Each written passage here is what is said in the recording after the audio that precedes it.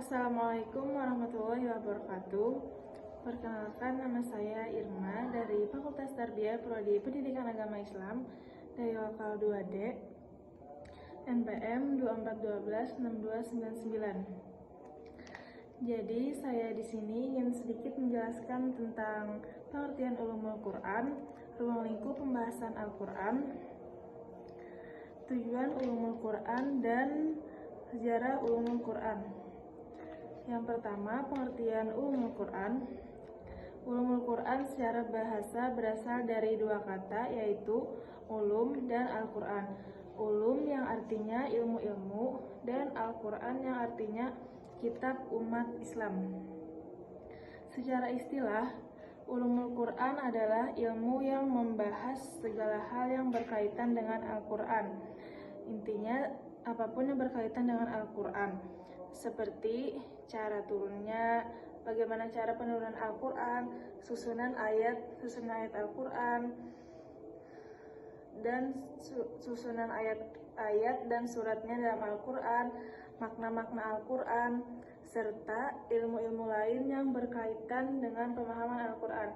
Intinya semua ilmu-ilmu yang berkaitan pemahamannya dengan Al-Quran. Yang kedua, ruang lingkup pembahasan. Ulumul Quran mencakup berbagai aspek yang berkaitan dengan Al-Quran. Beberapa ruang lingkup utama pembahasannya meliputi asbabun nuzul, makiyah dan madaniyah, nasikh dan mansukh, tafsir dan takwil, ilmu qiraat, i'jaz Quran, ilmu balaghah, ilmu rasam, dan ilmu dobit. Yang pertama yaitu asbabun nuzul. Asbabun nuzul adalah sebab-sebab turunnya Al-Quran.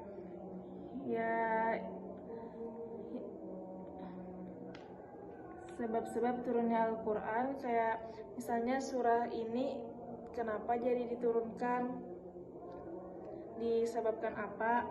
Terus yang makiyah dan madaniyah. Makiyah dan madaniyah adalah klasifikasi ayat berdasarkan tempat turunnya. Misalnya surah pendek diturunkan di kota Makkah, yaitu berarti disebut surah makiyah. Surah panjang diturunkan di kota Madinah, berarti disebut dengan surah madaniyah. Yang ketiga, nasikh dan mansukh. Nasikh dan mansukh adalah ayat yang menghapus dan yang dihapus hukumnya. Yang keempat, tafsir dan takwil adalah penjelasan dan penafsiran ayat-ayat Al-Quran. Kan dalam Al-Quran itu ada terjemah Al-Quran atau artinya, maka lebih diperjelas lagi dengan ditakwilkan dan di dalam tafsir. Terus yang kelima, ilmu qiraat. Ilmu qiraat adalah berbagai macam cara membaca Al-Quran. Jadi kita membaca Al-Quran itu ada berbagai macam caranya. Yang keenam, i'jaz Al-Quran adalah kemukjizatan Al-Quran. Dan yang ketujuh, ilmu balaghah. Ilmu balaghah adalah gaya bahasa dalam Al-Quran. Ya, seperti kata-kata indah, kata-kata yang indah. Terus yang kedelapan, ilmu rasam dan dobit, yaitu tata cara penulisan dan tanda baca Al-Quran. Kayak bagaimana tata cara membaca Al-Quran dan bagaimana penulisan Al-Quran. Yang ketiga, tujuan ulumul Quran. Tujuan utama mempelajari ulumul Quran adalah untuk memahami Al-Quran secara lebih mendalam. Berarti tujuan utama mempelajari ulumul Quran adalah supaya kita bisa lebih mendalami dan memahami Al-Quran, sehingga kita bisa mengamalkannya dengan benar.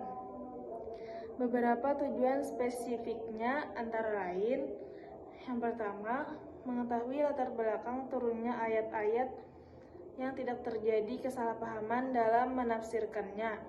Yang kedua, memahami hukum-hukum yang terkandung dalam Al-Quran dengan benar.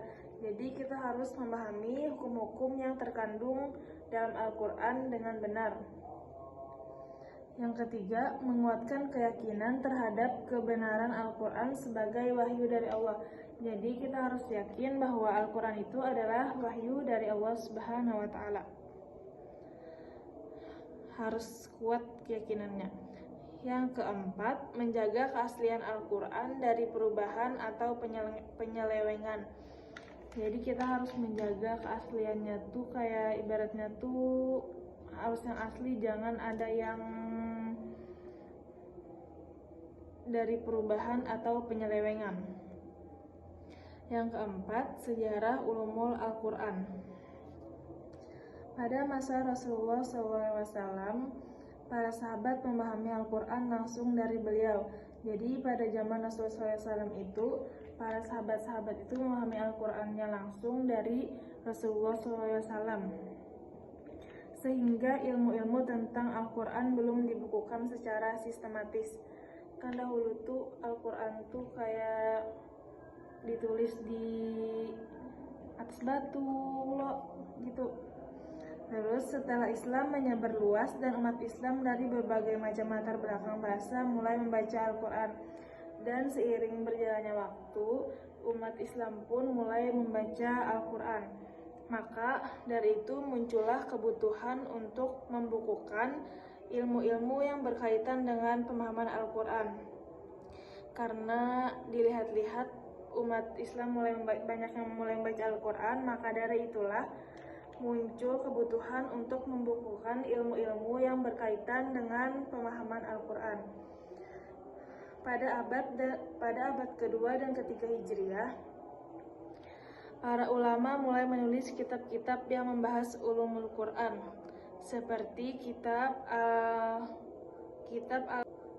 Al-Mabahith fi Ulumul Quran karya Imam Az-Zarkashi dan Al-Burhan fi Ulumil Quran karya Imam As-Suyuti. Maka dari sinilah Ulumul Quran berkembang menjadi cabang ilmu yang lebih luas hingga sekarang. Sekian dari saya. Assalamualaikum warahmatullahi wabarakatuh.